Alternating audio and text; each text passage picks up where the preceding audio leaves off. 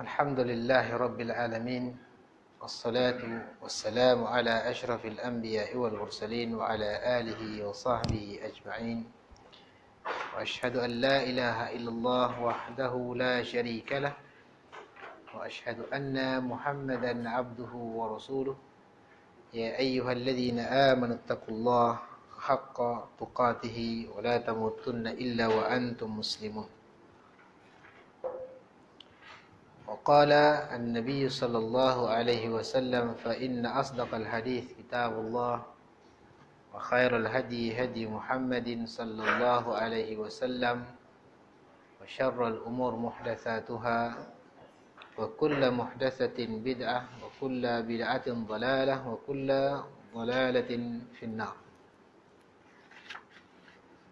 Muslimin yang dirahmati Allah sekalian, muslimat, ikhwatul iman, alhamdulillah pada malam ini kita dapat bertemu kembali untuk menyambung pengajian kitab kita, syarah kepada kitab Lum'atul I'tiqad yang disyarahkan oleh Al-Imam Ibn Utsaimin rahimahullahu ta'ala. Pada malam ini kita akan melihat tanda-tanda kiamat yang kedua. Setelah yang pertama adalah munculnya Dajjal. Munculnya Dajjal. Maka dalam poin yang kedua, tanda yang kedua adalah nuzulu Isa bin Maryam. Turunnya Nabi Isa putra Maryam. Turunnya Nabi Isa putra kepada Maryam ditetapkan oleh Al-Quran dan As-Sunnah dan ijma' kaum muslimin. Jadi turunnya Nabi Isa ini bukan ditetapkan oleh akal, tetapi ditetapkan oleh Al-Quran, As-Sunnah dan ijma'. Allah Subhanahu wa ta'ala berfirman di dalam surah An-Nisa ayat 159, di mana Allah menyatakan wa in min ahlil kitab illa la yu'minanna bihi qabla mautih. Tidak ada seorang pun daripada ahlil kitab kecuali akan beriman kepada Nabi Isa sebelum kematiannya. Dan kita bertanya, apakah Nabi Isa sudah mati? Maka Nabi Isa belum lagi mati, belum lagi wafat. Tapi Nabi Isa diangkat ke langit oleh Allah Subhanahu wa ta'ala dan akan diturunkan kembali. Yakni kematian Nabi Isa, dan hal ini pada saat beliau turun sebagaimana ditafsirkan oleh sahabat Nabi yang mulia, yaitu Abu Hurairah radhiyallahu anhu.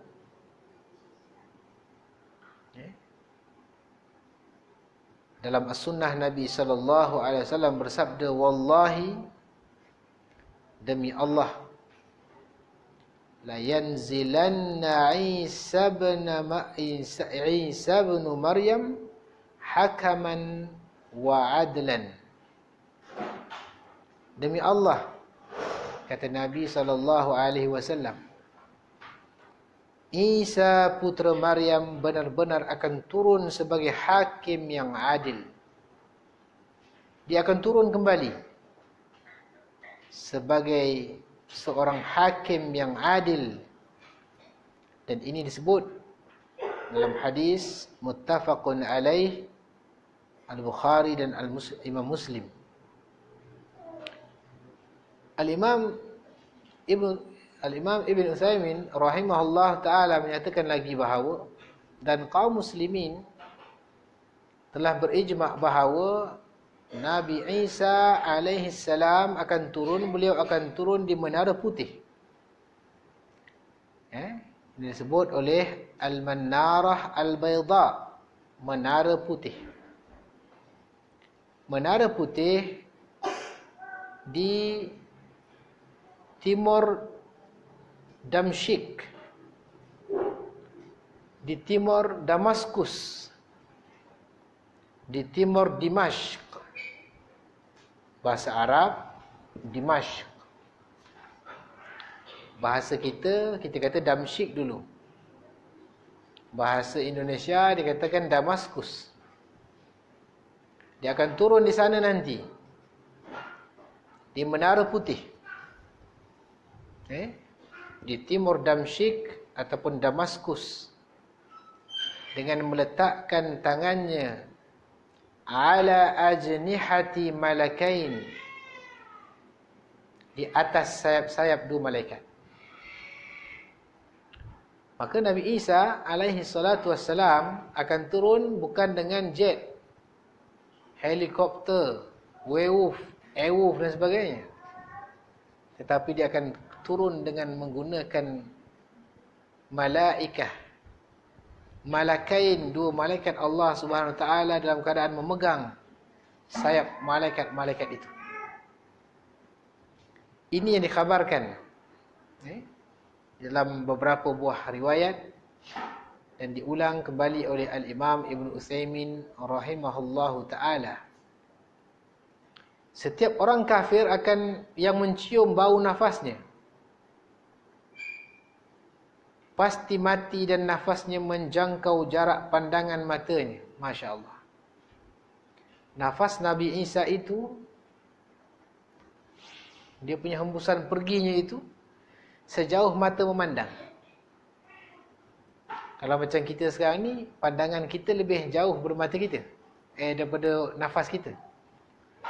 Kalau kita sembuh pun tak boleh pergi sejauh mata memandang. Tapi nafas Nabi Isa ini akan pergi sejauh mata memandang, lalu dicium, dibau nafasnya oleh orang-orang yang tidak beriman, maka mereka akan mati. Lalu beliau mencari Dajjal dan menemukannya di pintu bab Lud. Bila turun, di antara misi yang akan dilakukan oleh Nabi Isa alaihi salam adalah membunuh Dajjal pada ketika itu, dan akan dibunuh di pintu Lud, bab Lud, Babuluddin, pintu Lud. Maka beliau membunuhnya di sana. Dan Nabi Isa alaihissalam juga akan menghancurkan salib, akan menghapuskan jizyah, sujud menjadi satu hanya untuk Allah Subhanahu wa ta'ala, Rabb alam semesta. Lalu beliau akan berhaji dan melakukan umrah. Nabi Isa juga akan melakukan haji dan umrah, mengikut syariat Nabi Muhammad sallallahu alaihi wasallam. Semuanya itu diriwayatkan secara sahih dalam Sahih Imam Muslim, dan sebahagian darinya terdapat dalam kitab As-Sahihain, iaitu dua kitab yang sahih, iaitu Al-Bukhari dan Imam Muslim. Di bawah itu tuan-tuan, muslimin muslimat, hadirin hadirat yang dirahmati Allah, ada nota kaki, baik juga kalau kita bacakan sedikit. Adapun ucapannya wa yaksiras saliba wa yadha'al jizyah wa takuna sajdatu lil wahidatan lillahi rabbil alamin. Isa akan menghancurkan salib, akan mematahkan salib. Kenapa? Sebab Nabi Isa alaihi salam tidak pernah mengajarkan Trinity. Nabi Isa tidak pernah mengajarkan akidah Trinity. Dan Nabi Isa tidak pernah mengaku sebagai anak Tuhan ataupun Tuhan. Cuma yang pertama kali Nabi Isa dianggap menjadi Tuhan adalah pada tahun 350 atau 325 Masihi. Itu pun berlaku di Rom, oleh Konstantin. Baik. Sebelum itu, 300 tahun sebelum itu, artinya Nabi Isa sebagai apa? Bukan sebagai Tuhan, dia sebagai manusia. Ini tidak mungkin Tuhan dan manusia bersatu. Tidak mungkin manusia menjadi Tuhan, tidak mungkin Tuhan menjadi manusia. Kalau kayu itu tetap kayu, dia tidak akan pernah menyatu menjadi manusia. Ini adalah hadis daripada Abu Hurairah dalam kitab Al-Imam Al-Bukhari dan Muslim. Ada satu lagi, hatta takuna as-sajdatul wahidatu khairan minad dunya wa ma fiha. Sehingga satu sujud itu lebih baik daripada dunia dan seisinya. Lafaz tersebut, lafaz yang disebut oleh Syekh, dinisbahkan kepada Al-Hafiz dalam kitabnya Fathul Bari. Wa yahujju wa ya'tamir. Nabi Isa akan berhaji dan berumrah. Maka ini di dalam Imam Muslim, hadis daripada Abu Hurairah radhiyallahu anhu, bahwasanya Nabi SAW bersabda, "Walladzi nafsi biyadihi." Demi zat yang jiwaku berada di tangannya. La yuhillanna ibnu Maryama bifajjir rauha hajjan au mu'tamiran au liyathniyannahuma. Artinya putera Maryam akan berihlal tahallul di Rauha, satu tempat di Mekah, dengan haji ataupun umrah, atau akan melakukan kedua-duanya. Ini disebut dalam kitab Imam Muslim. Jadi ini bukanlah satu dongeng yang tidak bersumber. Dia akan turun, dia akan membunuh Dajjal, dia akan melakukan haji ke Mekah, ataupun melakukan umrah, ataupun kedua-duanya sekali. Seterusnya, Imam Muslim, Ahmad dan Abu Daud meriwayatkan bahawa Nabi Isa akan hidup setelah di bumi, setelah membunuh Dajjal selama 40 tahun. Bila dia bunuh Dajjal kita tak tahu. Tetapi setelah membunuh Dajjal itu, maka Nabi Isa akan hidup selama 40 tahun lagi. Kemudian barulah wafat, meninggal dunia. Dan kaum muslimin umat Nabi Muhammad SAW akan mensolatkan ke atas jenazah beliau alaihi salatu wassalam. Hadis ini merupakan hadis yang sahih. Sumber ini merupakan sumber yang sahih. Riwayat Imam Ahmad, Imam Abu Daud, Ibn Hibban, Al-Hakim. Syekh Ahmad Syakir mensahihkan sanadnya di atas catatan kaki kitabnya Musnad Imam Ahmad Ibn Hanbal.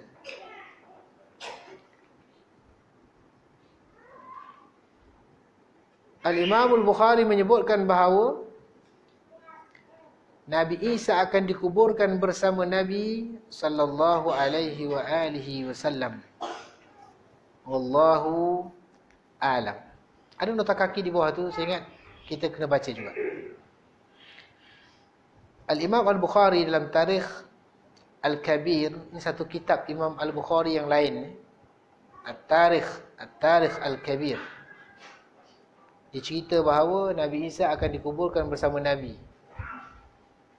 Itu juga ingat Imam At-Tirmidzi, Imam Al-Ajurri dalam kitabnya Asy-Syariah, dari Utsman bin Ad-Dhahhak, dari Muhammad bin Yusuf bin Abdus Salam bin Abdullah bin Salam, dari bapanya, dari kakeknya, itu dari datuknya. Dia berkata, tertulis dalam Taurat sifat Nabi Muhammad dan sifat Nabi Isa putera Maryam, dia dikuburkan bersamanya. Al-Imam Al-Bukhari berkata, ini menurutku tidak sahih dan tidak dijadikan sebagai sandaran.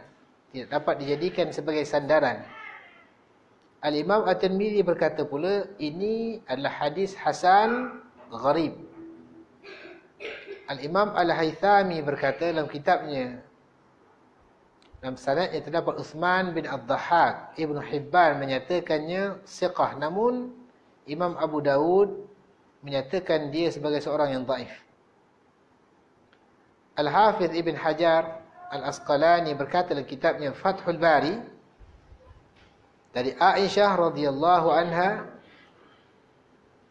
dalam sebuah hadis yang tidak sahih bahawa beliau meminta izin kepada Nabi sallallahu alaihi wasallam jika dia hidup setelah beliau agar dimakamkan di sisi beliau, maka Nabi sallallahu alaihi wasallam bersabda kepadanya, mana mungkin kamu dimakamkan di sisiku, tempat itu hanya untukku, Abu Bakar, Umar dan Isa putra Maryam. Dalam sebuah buku Akhbar Madinah, dalam sebuah perjalanan di sebuah jalan periwayatan yang dhaif daripada Sa'id bin Al-Musayyib, dia berkata sesungguhnya kuburan 3 orang tersebut di rumah Aisyah radhiyallahu anha, dan di sana akan ada tempat yang dikuburkan padanya Isa putra Maryam.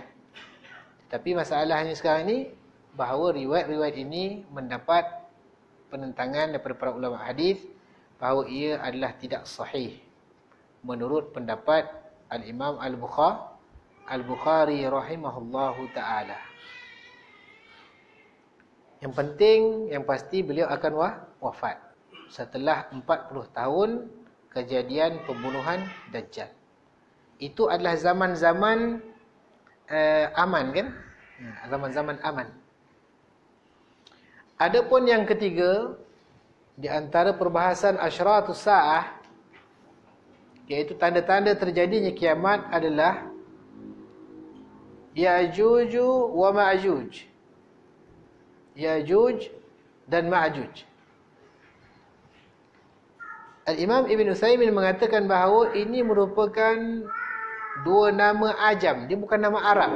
Ya'juj dan Ma'juj bukan nama Arab, tetapi dia merupakan nama ajam. Ajam ni apa? Ajam ni selain Arab.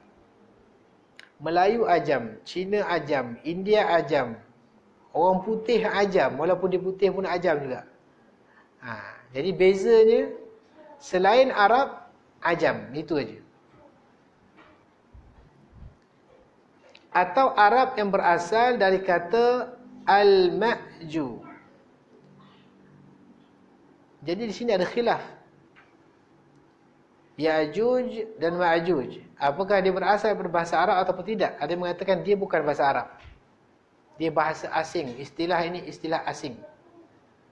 Ada yang mengatakan ia berasal daripada bahasa Arab, daripada kata al-ma'ju yang berarti goncangan, atau daripada ajijun nar yang berarti kobaran api. Jadi dia bukan binatang, dia bukan raksasa. Yang masa kita budak-budak dengar Ya'juj dan Ma'juj ni bertanduk, bertaring lah apa dah semua kan. Muka mereka digambarkan seperti tentera-tentera jahat Lord of the Ring. Mungkin tergambar begitu, dengan mendengus-dengus dan segala macam. Tetapi kedua-duanya adalah dua umat daripada anak cucu Nabi Adam yang sudah ada berdasarkan dalil Al-Quran dan As-Sunnah. Mereka sudah ada sejak zaman sebelum Nabi Muhammad sallallahu alaihi wasallam. Dia berada pada zaman Zulkarnain lagi. Sudah ada golongan ini ataupun keturunan ini, di mana Allah Subhanahu wa taala berfirman dalam suratul Kahf, surah Al-Kahfi, disunahkan kita baca pada malam ini sampai besok pagi, tengah hari, petang.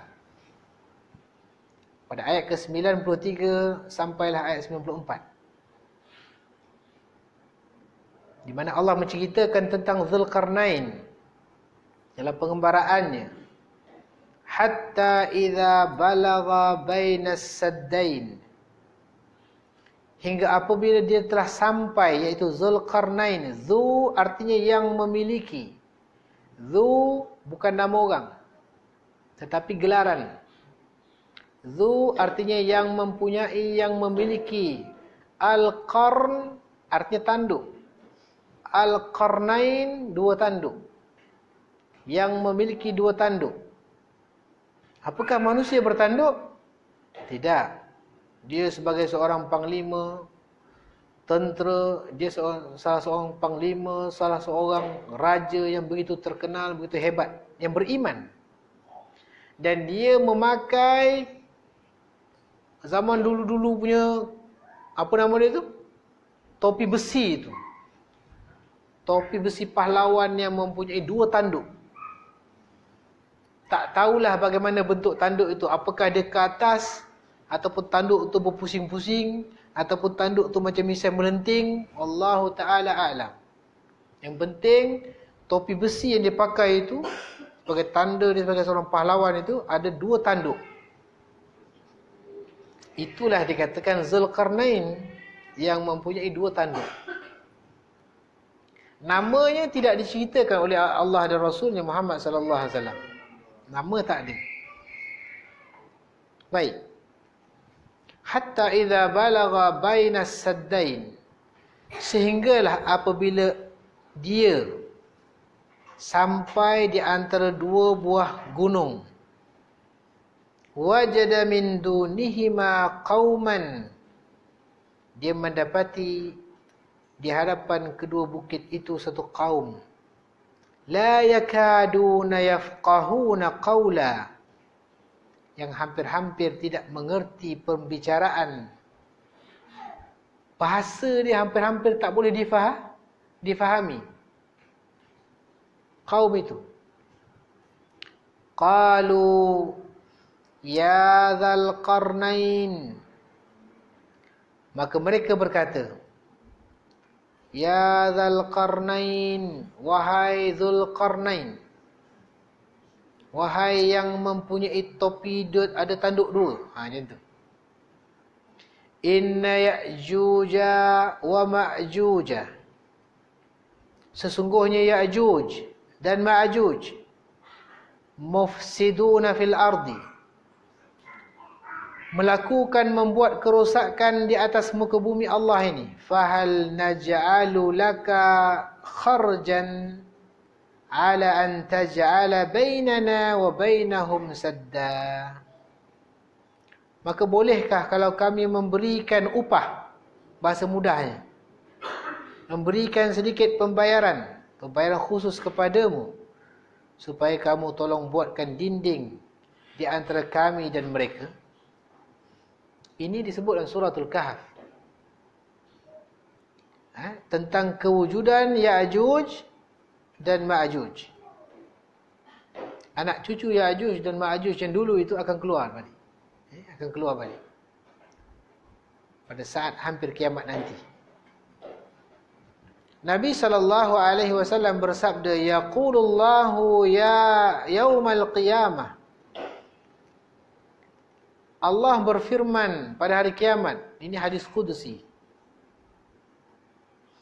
Ya Adam, wahai Adam, qum, bangkitlah, fab'ath ba'athan nari min dzurriyyatika, dan keluarkanlah rombongan neraka dari anak cucumu.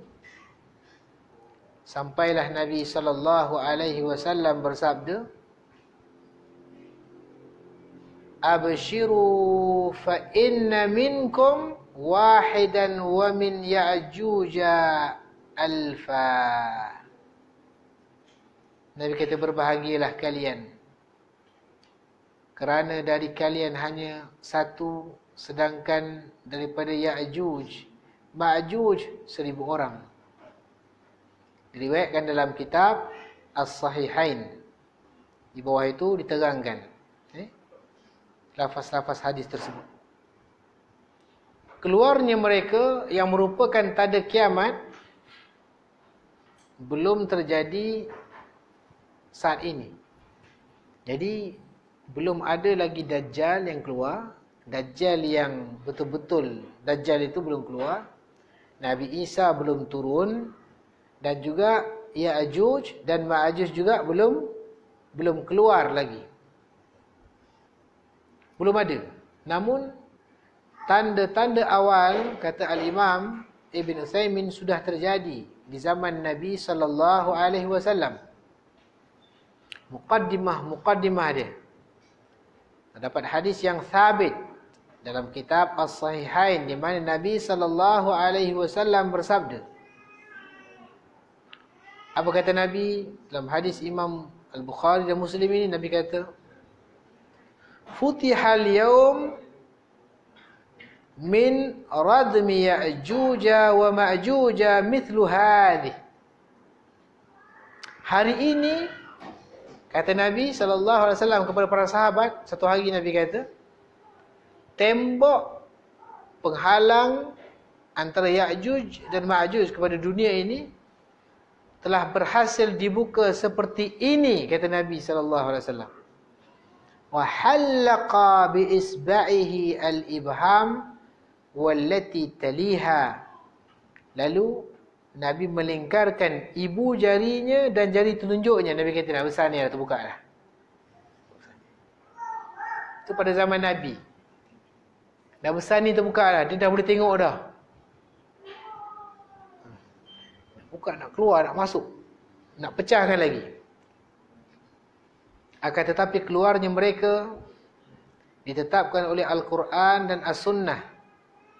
Allah Subhanahu wa ta'ala berfirman dalam surah Al-Anbiya pada ayat 96 sampailah ke ayat 97, di mana Allah mengatakan, hatta idza futihat Ya'juj wa Ma'juj wa hum min kulli hadabi yansilun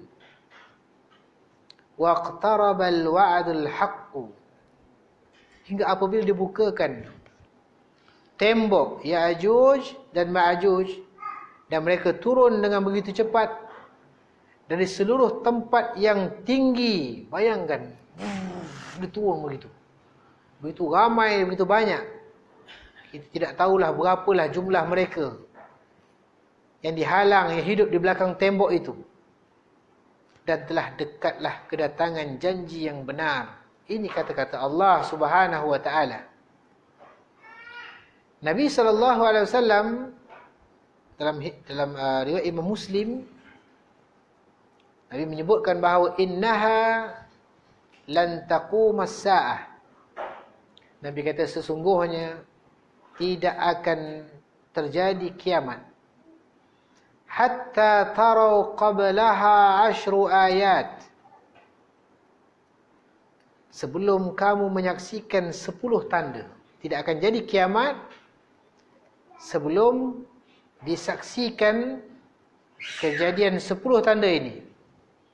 Fadzakara, lalu Nabi menyebutkan yang pertama ad-dukhan, iaitu dukhan, munculnya asap. Asap yang begitu besar. Asap yang begitu besar, yang akan disaksikan oleh penduduk dunia. Yang kedua, 10 tanda Wad-Dajjal, keluarnya Dajjal. Wad-Dabbah, yang ketiga. Yang ketiga, akan keluarnya binatang melata. Binatang yang akan bercakap dengan manusia, yang membawa cincin dan tongkat. Dia akan bawa cincin Nabi Sulaiman dan tongkat Nabi Musa. Dia nak buat apa, Ustaz? Binatang pakai tongkat? Adalah dia nak buat apa-apa tu. Tengok ayat ni, tengok surah, tengok pada ayat tentang tanda-tanda kiamat, ada hadis-hadisnya. Dalam kitab Sahih Ibn Kathir, yang warna hijau itu. Dah 3 dah. Yang keempat, wa tulu'asy syamsi min maghribiha, terbitnya matahari daripada arah terbenam. Terbitnya matahari daripada arah barat. Yang kelima, wa nuzula Isa bin Maryam. Yang kelima, turunnya Nabi Isa putra Maryam Yang keenam, wa ya'juj wa ya'juj wa ma'juj. Ya'juj, ma'juj.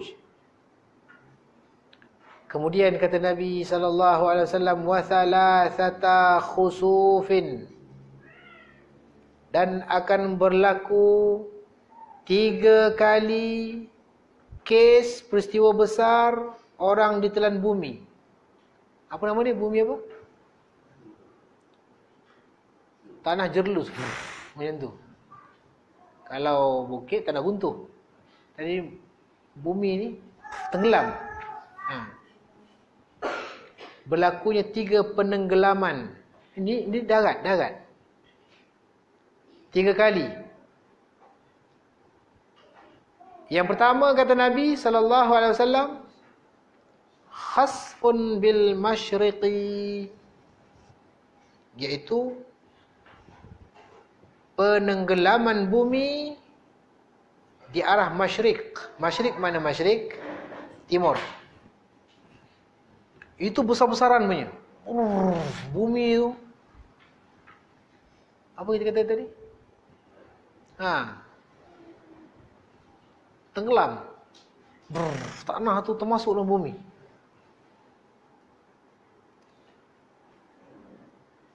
Yang menyebabkan berlakunya lobangan. Jatuh. Penenggelaman. Kemudian wa khasfun bil maghribi, akan berlaku penenggelaman yang kedua bumi ini di arah barat. Maghrib, barat. Berlaku di timur besar-besaran, berlaku di barat besar-besaran. Oh, ini menunjukkan bumi dah mula sakit, dah kronik sangat. Dah mula nak hancur.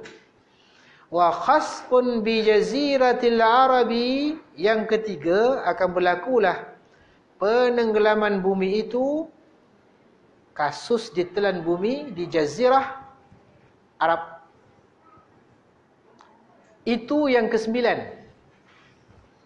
7, 8, 9 berkenaan dengan penenggelaman bumi.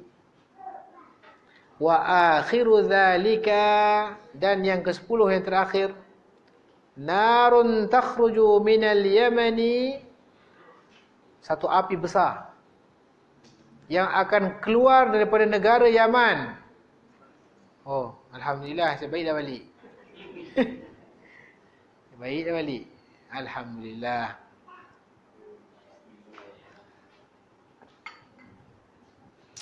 Tatrudun nasa ila mahsyarihim, yang mana apabila api itu keluar daripada Yaman, yang mengiringi manusia ke tempat perhimpunan mereka. Manusia nanti akan berkumpul setelah keluarnya api yang begitu hebat, besar, orang takut. Manusia akan berkumpul satu tempat untuk menyelamatkan diri beramai-ramai.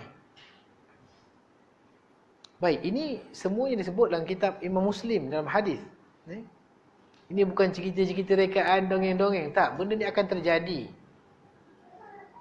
Kisah mereka, tentera dalam hadis An-Nawas bin Sam'an, bahawa Nabi SAW bersabda tentang Nabi Isa putera Maryam setelah membunuh Dajjal. Hadis yang agak panjang. Maka disebutkan di sini, fabainama huwa kadzalika, ketika dalam kondisi yang demikian itu, idh auhallahu ila Isa, Allah Subhanahu wa taala mewahyukan kepada Nabi Isa, anni qad akhrajtu ibadan li la yudanu li ahadin biqitalihim. Ini masa keluarnya Ya'juj dan Ma'juj, tak ada siapa pun yang boleh membunuh mereka. Ni kelompok manusia di kalangan Bani Adam yang begitu ganas ini. Tak ada siapa pun yang boleh membunuh mereka, memerangi mereka. Aku telah mengeluarkan hamba-hambaku, kata Allah Subhanahu wa taala. Tak seorang pun yang mampu untuk memerangi mereka. Tak ada yang mampu. Faharriz ibadi ila tur, Maka dalam wahyu itu Allah mengatakan kepada Nabi Isa, Allah kata, bawalah hamba-hamba aku ini berlindung di Tur, di bukit Tur. Allah suruh berlindung di kaki bukit Tur, belakang bukit Tur. Wa yab'atsullahu Ya'juja wa Ma'juja. Dan Allah pun mengutuskan Ya'juj dan Ma'juj. Dia pun keluarlah. Menggila dia keluar.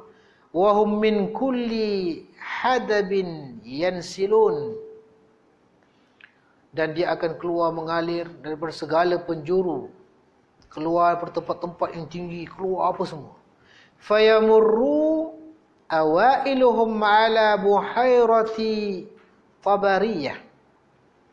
Lalu orang-orang yang mula-mula tu, Ya'juj dan Ma'juj yang mula-mula di barisan hadapan itu, apabila rombongan ini melewati danau tasik yang disebut dengan nama Tabariyah, fayashrabuna ma fiha, maka dia minum air tasik itu semuanya. Nak menunjukkan dia bukan sikit, bukan seramai orang dalam dewan ni. Belum tentu boleh menghabiskan air dalam kolah pun. Tetapi nak menunjukkan bahawa yang keluar itu menyemut begitu ramai, sehingga air dalam tasik Tabariyah itu pun menjadi kering. Masya Allah. Masya Allah, begitu hebat. Ini puaka ni tuan-tuan. Segala apa yang nampak hancur semua, habis. Wa yamurru akhiruhum fayaquluna. Lalu rombongan yang belakang yang terakhir tu pun lalulah, menyusul. Laqad kana bihadhihi marratan ma. Maka dikatakan bahawa sementara air danau itu telah mengering, mereka berkata, dulu kat sini air penuh. Ya'juj dan Ma'juj yang belakang tu, dia kata. Dia kata dulu air sini banyak. Sebenarnya yang barisan depan tu dah minum habis. Begitu ramainya mereka itu. Subhanallah. Masya Allah. Allahu Akbar. Sampai yang belakang kata, dah tak ada air. Thumma yasiruna hatta yantahu ila Jabalil Khamar. Kemudian mereka pun berjalan. Ya'juj wa Ma'juj, jalan. Sampailah mereka itu tiba di gunung yang disebut dengan Gunung Khamar. Kalau Khamar ni bahasa Arab disebut Arak. Maknanya Arak. Gunung Arak, tetapi wallahu a'lam. Wa huwa Jabalu Baitul Maqdis. Yang mana Jabal Khamar ini adalah satu bukit, satu gunung di Baitul Maqdis di Palestin. Fayaqulun. Lalu mereka berkata, laqad qatalna man fil ardi halumma. Apa mereka kata? Dia kata, kita telah membunuh orang di bumi. Dia kata, kita dah bunuh orang di bumi ni, kita dah rosakkan apa semua. Fal naqtul man fis sama. Dia punya sombongnya Ya'juj wa Ma'juj. Dia kata, sekarang mari kita bunuh siapa yang ada di langit pula. Allahu Akbar. Siapa yang di langit itu? Allahu Akbar. Sombong tak perkataan ni? Begitu sombong dan angkuh. Seterusnya, fayarmuna binusyabihim ila samai. Kemudian mereka pun melepaskan anak-anak panah mereka ke langit. Nak bunuh orang di langit konon. Ke langit. Kat bumi ramai orang dah dibunuh. Begitu hebat ni. Ini berlaku di mana? Di Palestin nanti. Yang kita bunuh yang ada kat langit pula. Lalu mereka melepaskan tembakan. Tembakan itu berupa anak-anak apa? Anak-anak panah yang dilepaskan daripada busur-busurnya. Lalu apa yang terjadi? Apakah yang di langit itu mati? Tidak. Fayaruddullahu alaihim nusyabahum makhdubatan dama. Lalu Allah mengarahkan anak-anak panah itu kembali balik kepadanya, lalu dengan berlumuran darah. Kembali balik. Allah kembalikan balik dengan lumuran darah. Kemudian apa yang terjadi di sini? Wa yuhsaru nabiyullahi wa ashabuhu hatta yakuna ra'su thawr li ahadihim khairan min 100 dinar li ahadikum al-yawm.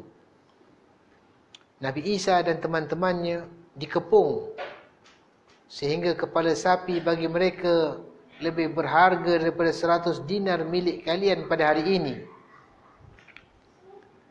Orang kena kepung ada makanan, habis makanan.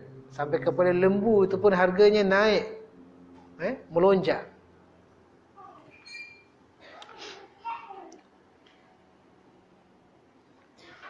Fayarghabu nabiyullahi Isa wa ashabuhu ilallahi.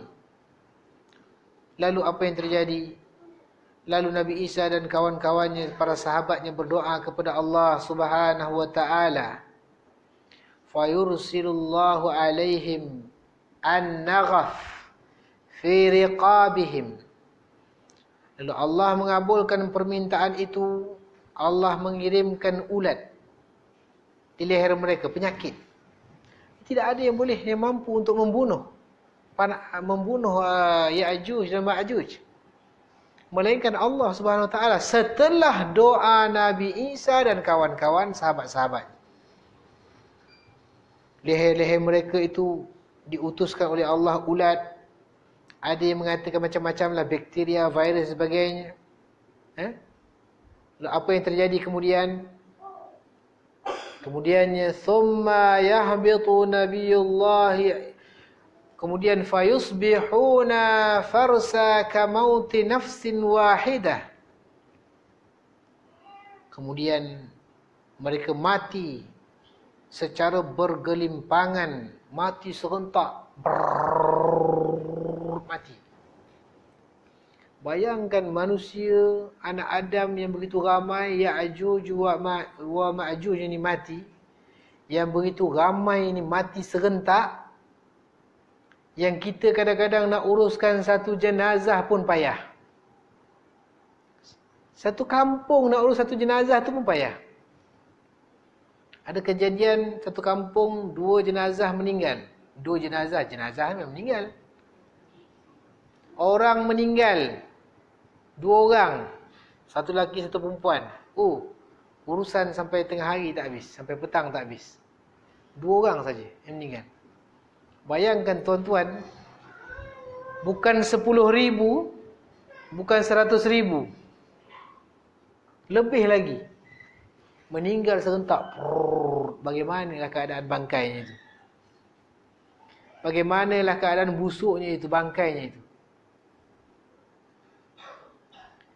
Thumma yahbitu nabiyullah Isa wa ashabuhu ilal ardi fala yajiduna mawdi'a shibrin illa mala'ahu zahamuhum wa natnuhum.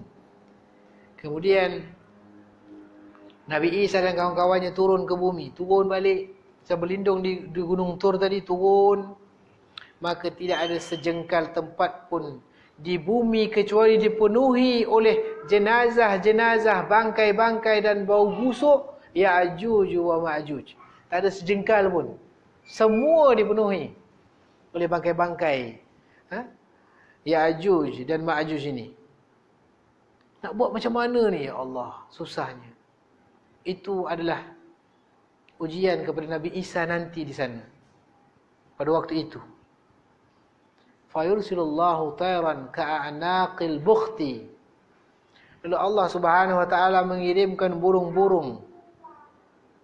Burung-burung yang memiliki bonggol seperti bonggol unta. Burung-burung yang bongkok, macam ada bonggol unta, burung-burung itu. Fatahmiluhum fatarhuhum haitsu syaa Allah.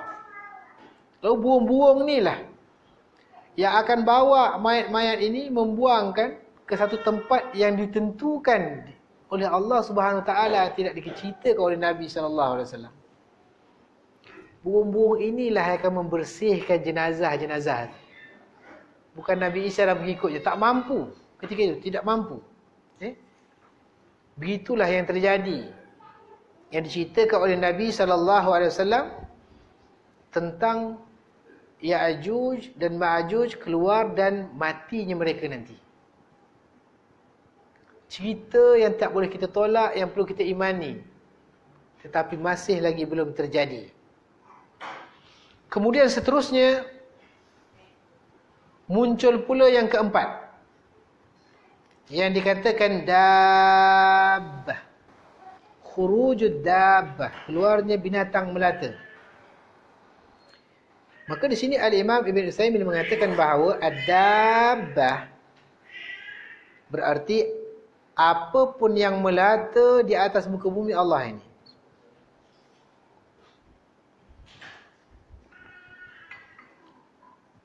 Yang dimaksudkan dengannya di sini ialah binatang melata yang Allah munculkan sebelum berlakunya hari kiamat. Akan munculnya binatang ini ditetapkan oleh Al-Quran dan As-Sunnah. Jadi apa dasarnya? Maka dasarnya adalah Al-Quran dan As-Sunnah. Kalau dalam kitab Allah, dalam surah An-Naml pada ayat 82, di mana Allah Subhanahu Wa Taala menyatakan, wa idza waqa'al qawlu 'alaihim akhrajna lahum dabbatan minal ard. Dan apabila perkataan telah jatuh atas mereka, apabila telah jatuh ketentuan atas mereka, kami akan keluarkan sejenis binatang melata daripada bumi. Tukallimuhum, yang binatang ini akan bercakap dengan manusia. Annan nasa kanu bi ayatina la yuqinun. Ini kata-kata binatang tersebut. Dia kata apa? Sesungguhnya manusia dahulu tidak yakin kepada ayat-ayat kami. Dia akan bercakap. Itulah di antara perkataan yang akan dikeluarkan oleh binatang yang boleh bercakap. Ada orang tolak hadis ni, dia kata tak mungkin binatang boleh bercakap. Burung tiung pun boleh bercakap. Kan? Tiung batu. Burung apa lagi boleh bercakap? Kakatoa. Burung kakak tua. Sampai ke mulut Melayu, kakak tua. Kesian adalah kakak tua pula. Kakak muda, kakak tua. Kakatoa. Orang putih punya burung, kita sebut kakak tua. Baik, tak apalah. Istilah kita. Masya Allah, saya tengok satu viral kakak tua bercakap. Baca Quran, menangis, mengejek orang. Macam manusia, subhanallah. Hei, hebat, Masya Allah. Ciptaan Allah ini, Masya Allah.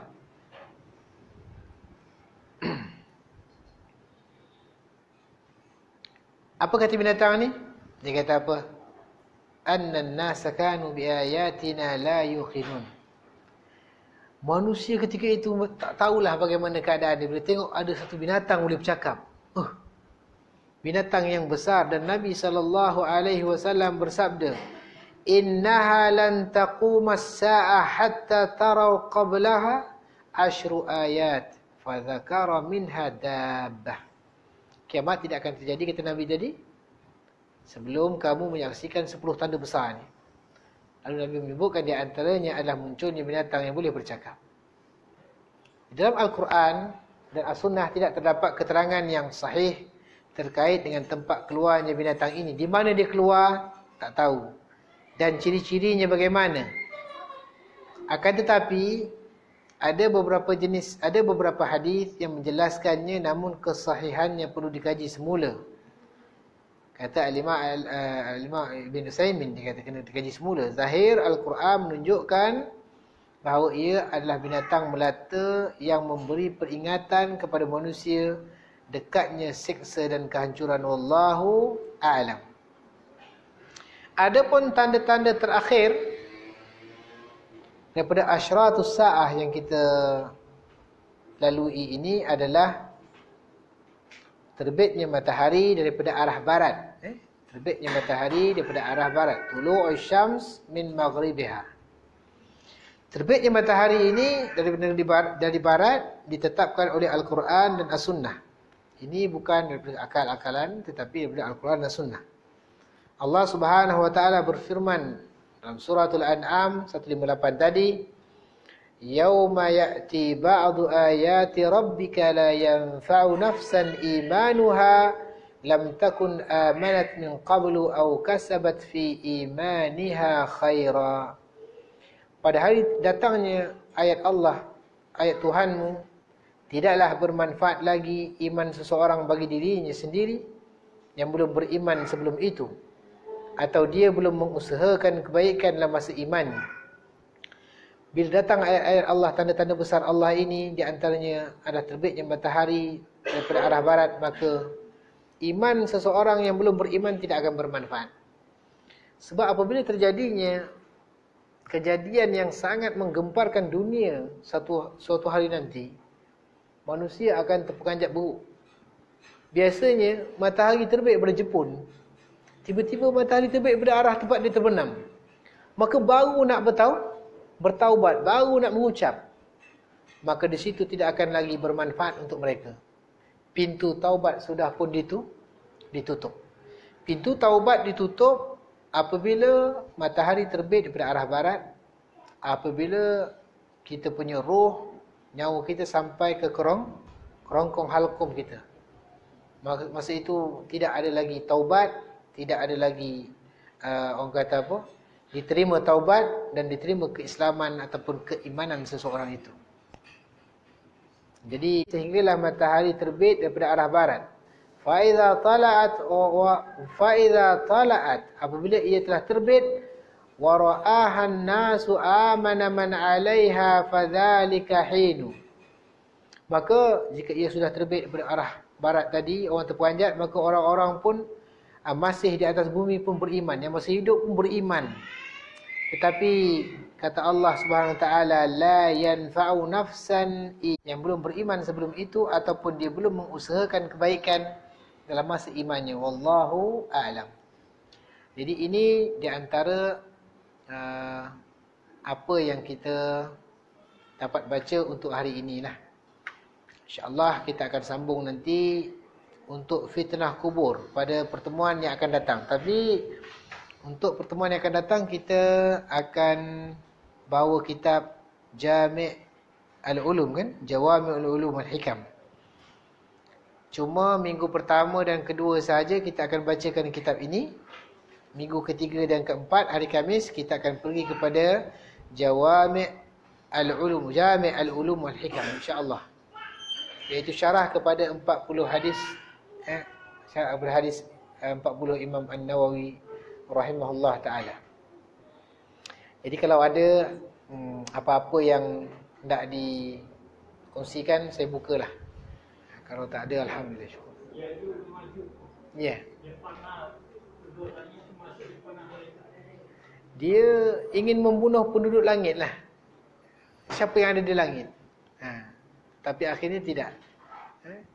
Tidak, orang kata tidak berhasil. Allah mengembalikan balik panah-panah tersebut. Mereka yang binasa setelah itu dihantarkan ulat-ulat.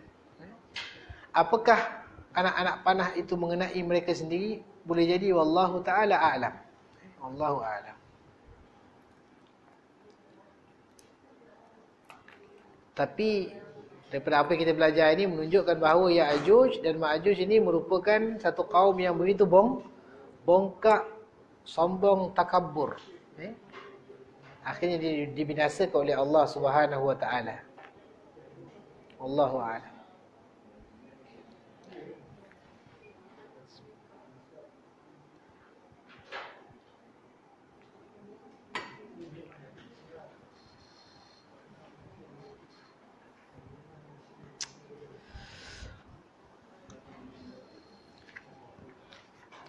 Baik.